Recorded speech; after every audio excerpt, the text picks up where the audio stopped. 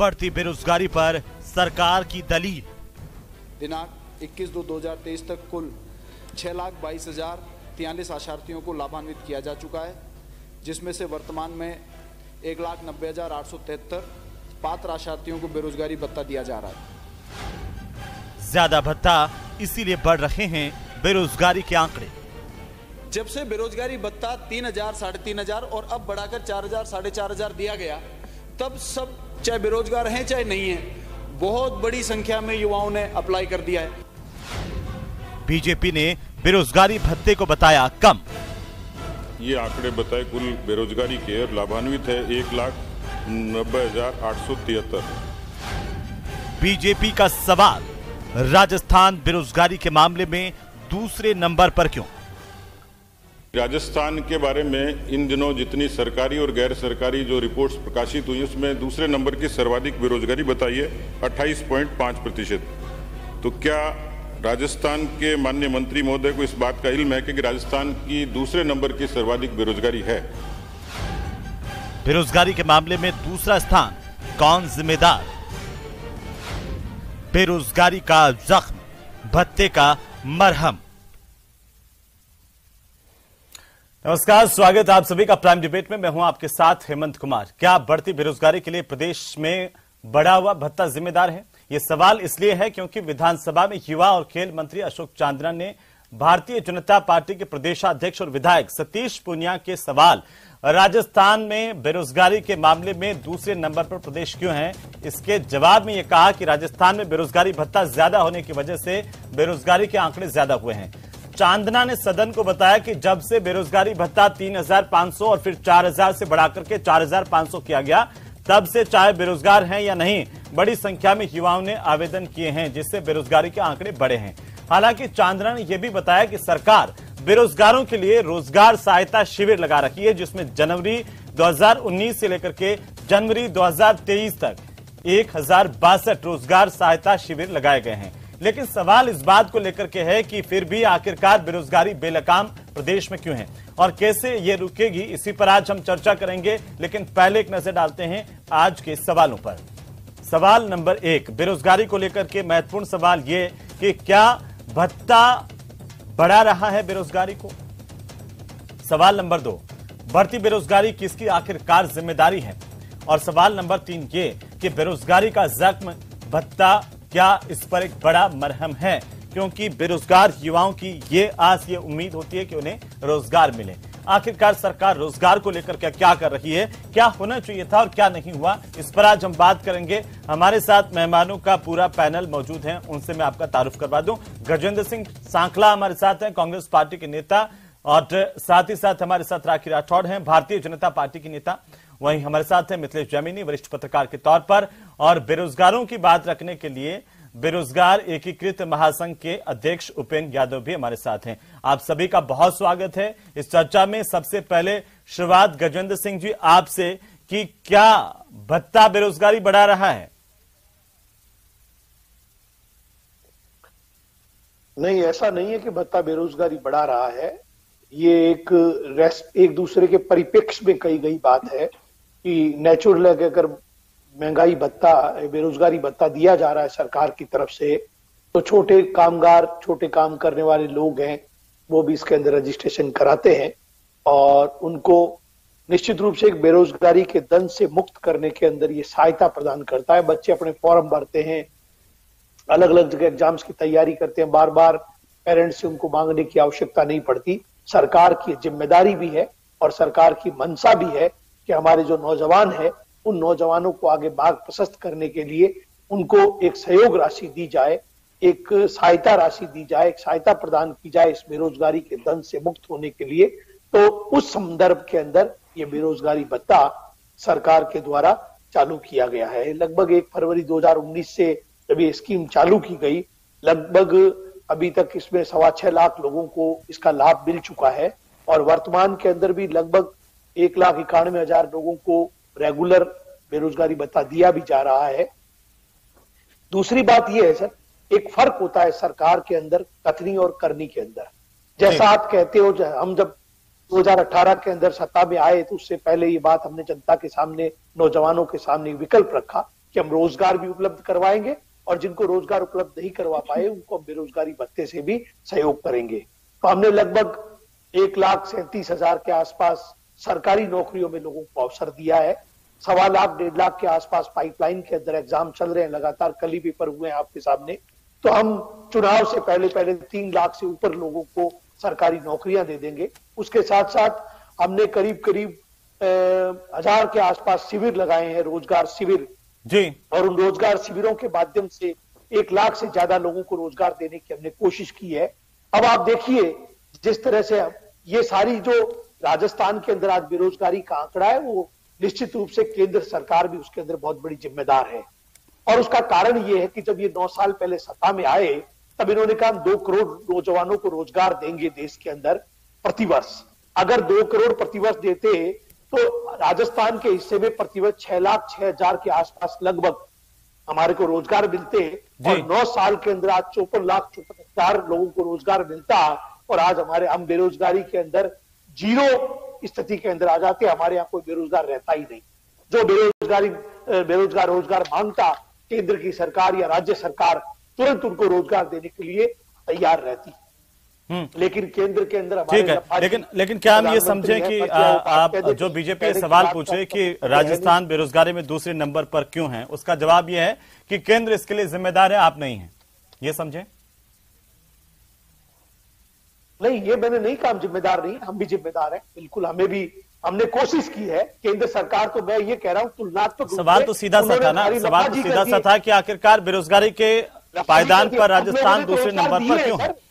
अब लोगों ने रोजगार उपलब्ध करवाए, 3 लाख से ऊपर रोजगार हम सरकारी सेवाओं के अंदर दे देंगे इस कार्यकाल के अंदर। हमने 1 लाख से ऊपर शिविरों के माध्यम से अलग अलग क्षेत्रों के अंदर प्राइवेट ग्रुप्स के अंदर बच्चों को भेज करके। ठीक है गजेंद्र जी मैं वापस आ जाऊंगा। राखी राठौड़, कांग्रेस और खुद गजेंद्र सिंह सांकला ही कह रहे हैं कि केंद्र सरकार भी बड़ी जिम्मेदार है इसमें, क्योंकि 2 करोड़ का वादा तो आप लोगों ने भी किया था सेंटर में और इसकी वजह से राजस्थान में भी बेरोजगारी बढ़ी है। और जब भी ये सवाल कांग्रेस के ऊपर आता है कि बेरोजगारी में दूसरे नंबर पर क्यों है, तो कांग्रेस एक और तर्क देती है कि आप ही का शासन वाला राज्य पड़ोस में जहां पर कई गुना ज्यादा बेरोजगारी की दर है। देखिए, मुझे लगता है सबसे पहले गजेंद्र सिंह जी की जो बात है उसमें मैं बताना चाहूंगी कि केंद्र की जो नीतियां होती हैं वो राज्यों के लिए सभी के लिए सेम रहती है, बराबर रहती है। और जब पूरे देश के अंदर एवरेज 7-8% के आसपास हो और हम लोग 27-28% के आसपास होते हैं, तो निश्चित तौर पे जो राजस्थान सरकार है उनकी भी कोई ना कोई काम रहा होगा ऐसा जिसकी वजह से बेरोजगारी दर इतनी आगे बढ़ रही है। खैर, हमेशा से कांग्रेस के प्रवक्ता का यही होता है कि वो केंद्र सरकार की तरफ जाते हैं, अपनी कमियों के बारे में नहीं बताते। आज के मुद्दे पर आना चाहूंगी मैं हेमंत जी कि देखिए, जिन मंत्री ने आज का ये स्टेटमेंट दिया है उन मंत्री का हम लोगों ने कुछ दिन पहले ट्वीट देखा था और उन्होंने कहा कि इस जलालत भरे विभाग से, इस जलालत भरे जिम्मेदारी से मुझे बाहर निकाल दीजिए। और मुझे लगता है वो जलालत अब उनको पसंद आने लगी है, तभी एक मानसिक दिवालियापन जैसा स्टेटमेंट जो है वो मंत्री जी ने दिया है। मैं आपको बताना चाहूंगी कि ये जो बेरोजगारी भत्ते का कंसेप्ट जब सरकार लेकर आई थी तो उन्होंने कहा था कि बच्चों को फॉर्म के लिए, ट्रैवलिंग के लिए या अपनी किताबों के लिए कुछ हेल्प हो जाए और इसीलिए ये भत्ते का प्रोविजन किया गया। लेकिन सरकार के बीच कार्यकाल के अंदर इन्होंने उस प्रोविजन को चेंज कर दिया, इन्होंने इंटर्नशिप का प्रोविजन डाल दिया। और मैंने कई लोगों से बात की है हेमंत जी, जैसे जयपुर के अंदर फुलेरा, चाकसू, चौमू से लोगों को बुलाया जाता है, 4,500-4 हजार रुपए उनको दिए करके 4 घंटे की जब आप उनसे ड्यूटी करवाएंगे तो कॉम्पिटिटिव एग्जाम की तैयारी कब करेगा वो बच्चा? मैं तो उलट बोलना चाहती हूँ जो मंत्री जी ने कहा। इस तरह की प्रॉब्लम के साथ में बेरोजगारों ने उल्टा जब से इंटर्नशिप का प्रोविजन आया है एनरोलमेंट कम कराया है। ये जो फिगर है ये तो और भी भयावह है, क्योंकि जिस तरह से बाहर से लोगों को लाकर के जयपुर के अंदर काम करवाया जाता है, 4 घंटा उनसे काम करवाया जाता है, उनको कंपटीशन की तैयारी करनी है, लेकिन वो समय वो आने में, जाने में और उस काम में लगाते हैं। तो बेरोजगारों ने तो इस योजना से दूरी बना ली है। अगर हम लोग एक्चुअल फिगर देखेंगे तो और ज्यादा आएगा। तो बेसिकली राजस्थान के जो बेरोजगार है उन्हें भत्ता नहीं चाहिए, उन्हें रोजगार चाहिए। राजस्थान के जो मंत्री है उनका इस तरह का बयान बहुत ही दुर्भाग्यपूर्ण बयान है। जो पेपर लीक की घटनाएं हो रही है, और सिर्फ पेपर लीक के अलावा भी बहुत सारे ऐसे फैक्टर्स हैं जिसमें राजस्थान सरकार फेल हुई है और इसीलिए राजस्थान की बेरोजगारी दर हमेशा से ज्यादा रहती है। चाहे वो लॉ एंड ऑर्डर की मैं बात करूं या मैं महंगे डीजल, पेट्रोल और बिजली की बात करूं, क्योंकि बाहर से कोई इन्वेस्टर यहाँ आता नहीं है, क्योंकि यहाँ के लॉ एंड ऑर्डर की स्थिति, रोज तो गोलियां चलती हैं, रोज यहाँ पे व्यवसायी जो है उनको रंगदारी के लिए पैसा मांगा जाता है। तो इस तरह के जब काम राजस्थान में होंगे तो बाहर से इन्वेस्टर्स आएंगे नहीं। और इस तरह का देखिए बचकाना स्टेटमेंट अगर दिया जाता है विधानसभा के अंदर, मुझे लगता है इससे ज्यादा गैर जिम्मेदाराना कोई स्टेटमेंट हो नहीं सकता। और मैं फिर वो कहूंगी, फिगर और बड़ा है हेमंत जी, लोग नहीं करा रहे हैं एनरोलमेंट क्योंकि बेरोजगारों को तैयारी करनी है अपने एग्जाम की, वो नहीं चाहते हैं कि 4 घंटा वो खराब करें। ठीक है राकेश जी। जमीनी साहब, मैं आपके पास आता हूं, लेकिन पहले उपेंद्र यादव, आपने लगातार बेरोजगारों की आवाज उठाई है और कई आंदोलन भी किए हैं प्रदेश में। कैसे देखते हैं जब एक मंत्री का बयान ये आता है कि वो कह रहे हैं कि बढ़ता हुआ भत्ता जो है वो बेरोजगारी के लिए जिम्मेदार है प्रदेश में? देखो, जिम्मेदार में मैं मंत्री जी को भी कहना चाहूंगा, मंत्री जी पहले बजट की आपकी कनिष्ठ अनुदेशक भर्ती की घोषणा की थी। 3100 पदों की फाइल है ना, पिछले कई महीनों आरपीसी में पड़ी है, 5-6 महीने हो गए, रूल संशोधन नहीं हो पा रहे। सवाल यह है, एक तो हम 20 से 21 राज्यों में जाते हैं, जैसे आप बंगाल में बंगाली, कर्नाटक में कन्नड़, गुजरात में गुजराती, पंजाब में पंजाबी से, बिहार में बिहार का निवासी होना चाहिए, यानी 20 से 21 राज्यों में राजस्थान वालों को नहीं लिया जाता। तो यहां कोई भी आ सकता है सामान्य श्रेणी में। तो ऐसे में एक तो प्रमुख कारण यह है। दूसरा कारण एक पेपर लीक होना, जैसे रीट 2018 के बाद लेवल 2 वाली अब कब हुई है, 23 आ गई है, रद्द होगी। कितने साल से लोग इंतजार कर रहे हैं। यदि समय पर रोजगार मिलता तो बेरोजगारी दर में कमी आती। सवाल दूसरी बात जो ये कह रहे हैं कि 1 लाख से ज्यादा भर्तियां प्रक्रियाधीन है, जैसे फर्स्ट ग्रेड और सेकंड ग्रेड। फर्स्ट ग्रेड अक्टूबर में एग्जाम हुई थी, इसका परिणाम अभी तक नहीं आया। तब हम समय पे रोजगार नहीं देंगे, समय पे परिणाम नहीं आएगा, ज्वाइनिंग नहीं होगी, तो कैसे बेरोजगारी दर कम होगी। आपकी 5546 पदों पर पीटीआई है, 6-7 हजार पदों पर बेसिक कंप्यूटर अनुदेशक है, प्रयोगशाला सहायक है, लाइब्रेरियन है, फायरमैन है, मोटर वाहन उपनिरीक्षक है, पशु चिकित्सक भर्ती तो 2019 की है, 700-900 पदों पर जो न्यायालय में अभी पिछले 4 महीने से लंबित पड़ी है। तो ऐसे में हम उन भर्तियों को समय पे नहीं कर पाएंगे तो लेकिन क्या उपेंद्र, ये बात सच है कि जो राजस्थान है वहां पर बेरोजगारी भत्ता बाकी राज्यों से ज्यादा मिल रहा है? और आज मैं आपको थोड़ा सा रोक रहा हूं, लेकिन ये बताना बहुत जरूरी है कि आज हमने जब सवाल किया दर्शकों से कि बेरोजगारी के आंकड़े बढ़ने का कारण क्या बेरोजगारी भत्ता है, तो 69% लोगों ने कहा कि हाँ, बेरोजगारी भत्ता इसका एक बड़ा कारण है। 31% लोग इससे सहमत नहीं हुए। जी देखो, बेरोजगारी भत्ता पहले लोगों को लाभ मिल रहा था, लेकिन 4 घंटे के इंटर्नशिप भी लागू करने से आधे लोग तो जा ही नहीं रहे। लेकिन सवाल है, युवा बेरोजगारी भत्ते का सवाल नहीं उठा रहा, वो रोजगार का सवाल उठा रहा। हालांकि 1 लाख पदों पर घोषणा की है, हमने धन्यवाद दिया। जहां कांग्रेस सरकार ने अच्छा काम किया, धन्यवाद दिया। पूरे देश में सबसे ज्यादा नौकरियां राजस्थान में निकली है, धन्यवाद दिया। लेकिन सबसे ज्यादा पेपर लीक भी राजस्थान में हुए हैं, वो जो प्रदेश की सबसे ज्यादा भर्तियां जो अटकी है वो भी राजस्थान में हुई है।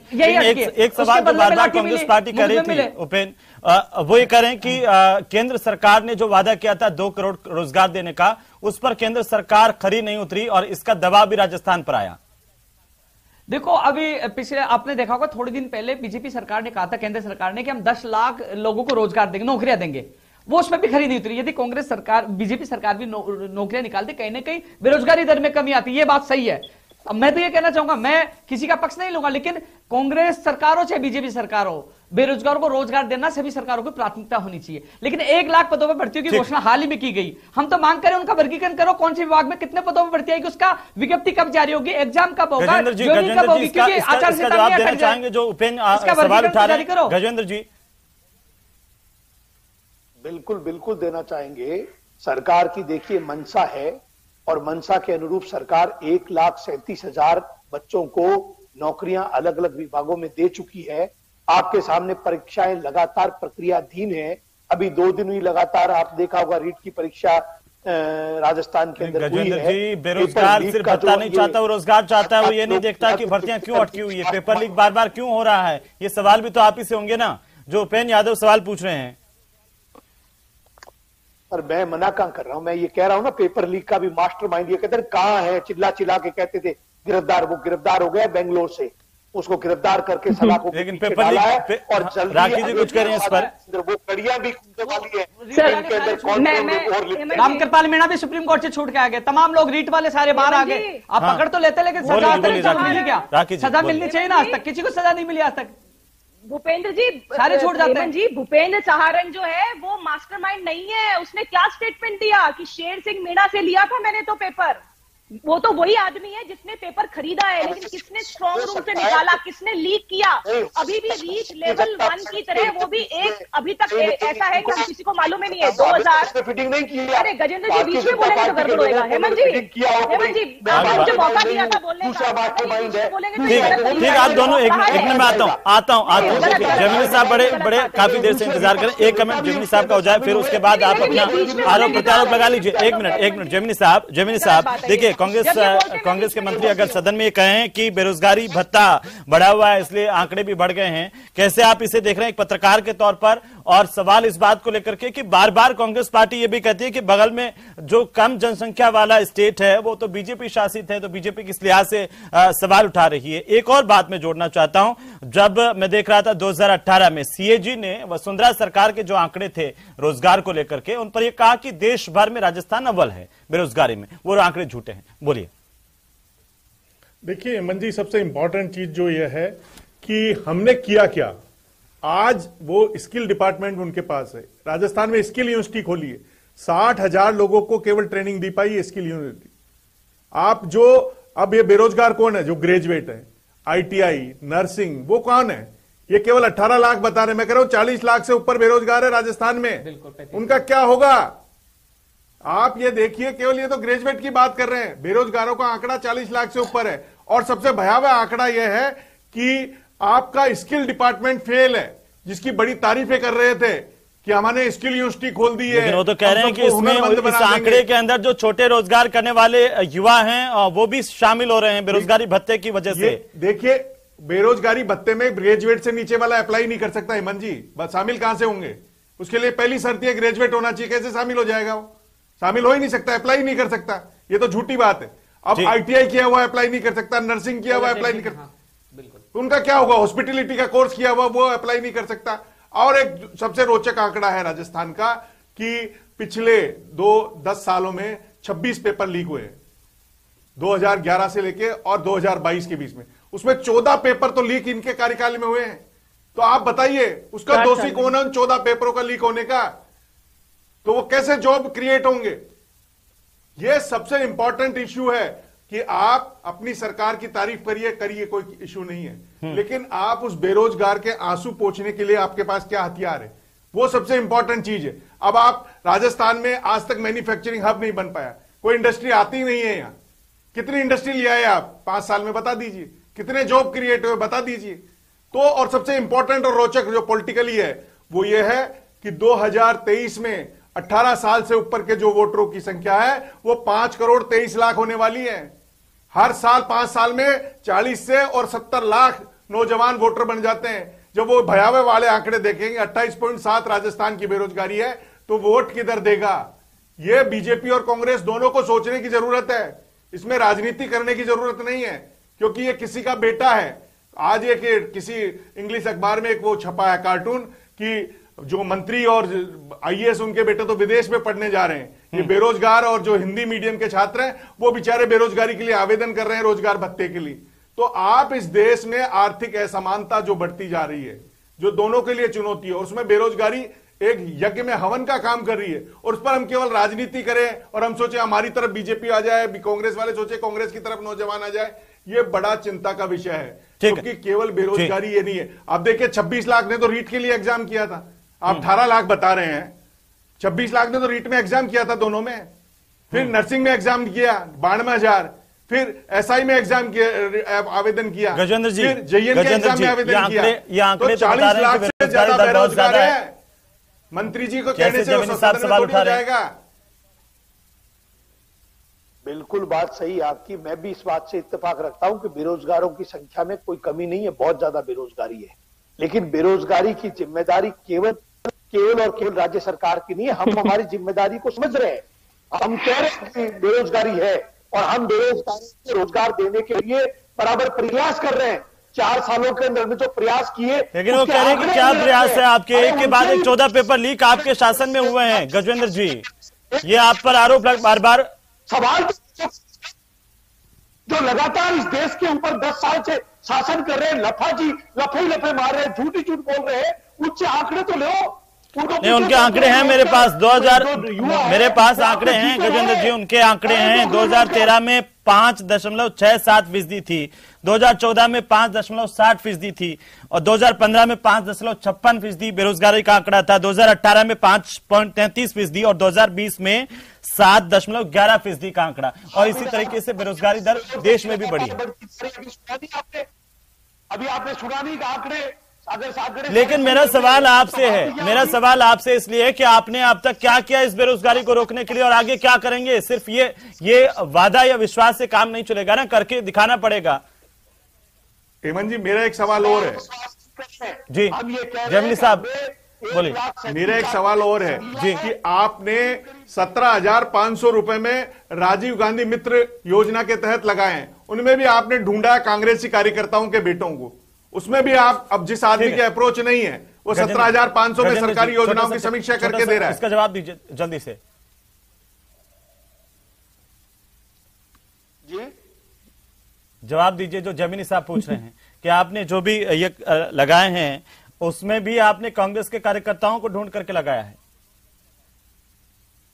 देखिए ऐसा कुछ नहीं है, कांग्रेस के आप आरोप लगाने में। ठीक है, राखी राठौड़ जी, एक टिप्पणी में आपसे चाहता हूं कि आखिरकार ये बार बार ये आता है कि कांग्रेस कह रही है कि दोनों जिम्मेदार हैं इसके लिए, क्योंकि केंद्र में आपकी सरकार है, राज्य में इनकी सरकार है, ये तो काम कर रहे हैं लेकिन आपकी सरकार। जी राखी जी, एक मिनट गजेंद्र जी, एक मिनट। मुझे लगता है बीच में इंटरप्ट नहीं करेंगे, नहीं करेंगे। पिछले 10 सालों में जिस तरह से मिथिलेश जी ने कहा कि कुल 26 पेपर लीक हुए, जिसमें से पिछले 4 साल के अंदर 14 पेपर लीक हुए, पेपर लीक लगातार हो रहे हैं और अभी तो आपके राज में भी तो हुए ना राखी जी। देखिए, लेकिन कभी भी ऐसा नहीं हुआ कि मुख्य सरगना जो है अभी तक बाहर हो। भूपेंद्र सहारण के बारे में कह रहे हैं, लेकिन शेर सिंह मीना से पेपर लिया था वो कह रहा है, यानी अभी तक जिस सोर्स ने पेपर निकाला, जिसने अल्टीमेटली पेपर को लीक किया, वहां तक नहीं पहुंचे। सुरेश ढाका और है। मेरा सवाल ये दोनों की जिम्मेदारी नहीं है क्या? ये राजनीति का विषय नहीं है, युवाओं की बात, आप दोनों की जिम्मेदारी है ना ये। लेकिन बात यह है कि देखो, ढंग से अगर यहाँ पर पेपर ढंग से हो जाए, पिछले साल जो अनाउंसमेंट हुए थे उनमें से एक भी भर्ती ग्राउंड पर नहीं आई। 2022 के अंदर जो बजट घोषणा के अंदर भर्तियां अनाउंस की थी वो ग्राउंड पर। एक मिनट रुकिए ना गजेंद्र जी, आ रहा हूँ आखिरी टिप्पणी आपकी से लूंगा। गजेंद्र जी, एक मिनट शांति बनाए रखिए, बोलने दीजिए थोड़ा सा उनको।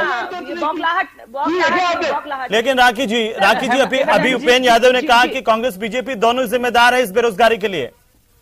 हेमंत जी, संयम लोढ़ा ने आज विधानसभा में उठाया है कि आरपीएससी में कैसे सदस्य बनाए हैं। वो उपेंद्र यादव कैसे बेरोजगारी आप सुझाव देना चाहते हैं? उपेंद्र तो संयम लोढ़ा कैसे आखिरकार बेरोजगारी दर पर अंकुश लगाया जा सके? हाँ, तो मैं ये सुझाव देना चाहता हूं, प्रदेश के बेरोजगारों को प्राथमिकता मिलनी चाहिए, अन्य राज्यों के लोगों को रोकना चाहिए। जो 1 लाख पदों पर भर्तियों की घोषणा की है उनका वर्गीकरण विभाग वाइज जारी करके और उनका कैलेंडर जारी करो, कब एग्जाम होगी, कब विज्ञप्ति जारी की, युवा बेरोजगारों को बताए। जो पाइपलाइन में 1 लाख भर्तियों की जिक्र कर रहे हैं उनको समय पे एग्जाम, उनको ज्वाइनिंग दीजिए, लाठीचार्ज मत करिए। आप लाठीचार्ज करवा रहे हो 7 फरवरी को आरपीएससी के सामने। और जो पहले बजट की घोषणा 2100 पदों पर पंचायती राज जैन भर्ती, जिनका समझौता मंत्रियों से हो चुका है, गुजरात लखनऊ समझौता, कई बार समझौता हो चुका, लेकिन वो अभी तक पूरी नहीं पाई। तो कतनीर करने में अंतर। गजेंद्र जी इस पर विचार करेंगे, गजेंद्र जी इस पर विचार करेंगे कि बाहरी राज्यों की जो बेटियां हैं उनको कैसे रोका जाए। देखिए, सजेशन आया है और निश्चित रूप। ठीक है, चलिए बहुत शुक्रिया आप सभी का चर्चा में शामिल होने के लिए। कुल मिलाकर के बेरोजगार इसी आस में है कि सरकार बेरोजगारी के बढ़ते हुए आंकड़ों को रोकने के लिए कोई स्थायी समाधान ढूंढे और बेरोजगार रोजगार की आशा में लगातार इसी बात को उठा रहे हैं कि बाकी राज्यों से भी जो लोग यहां पर आ रहे हैं प्रतियोगी भर्ती परीक्षाओं में, उनको भी रोकने को लेकर के स्थायी कदम उठाए जाएं और जो घोषणाएं सरकार करती है वो धरातल पर भी उतरें। नमस्कार।